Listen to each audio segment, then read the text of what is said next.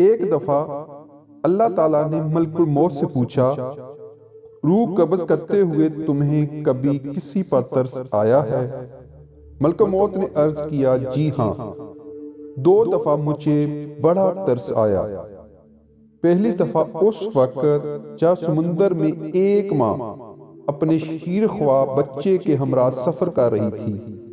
سمندر میں طوفان آیا، کشتی ٹکڑے ٹکڑے ہو گئی۔ وہ ماں ایک تختے پر اپنے نوزائیدہ بچے کو سینے سے لگائے ہوئے سمندر میں ہچکولے کھا رہی تھی۔ اس وقت مجھے آپ کا حکم ملا کہ اس عورت کی روح قبض کر لی جائے۔ چنانچہ میں نے اس عورت کی روح قبض کر لی اور وہ بچہ اس تختے پر اکیلا رہ گیا۔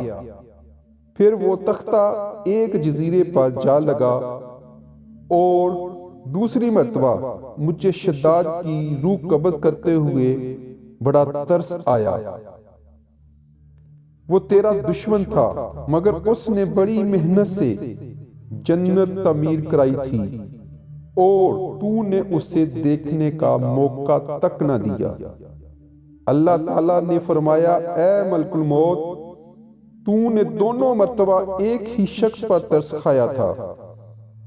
تختے پر جس بچے کو تو نے دیکھا، ہم نے اس کی پرورش کی، اسے عزت دی، اسے اقتدار دیا، اور وہ وقت ہمارا منکرین بن گیا اور ہماری جنت کے مقابلے میں اپنی جنت تعمیر کرنے لگا۔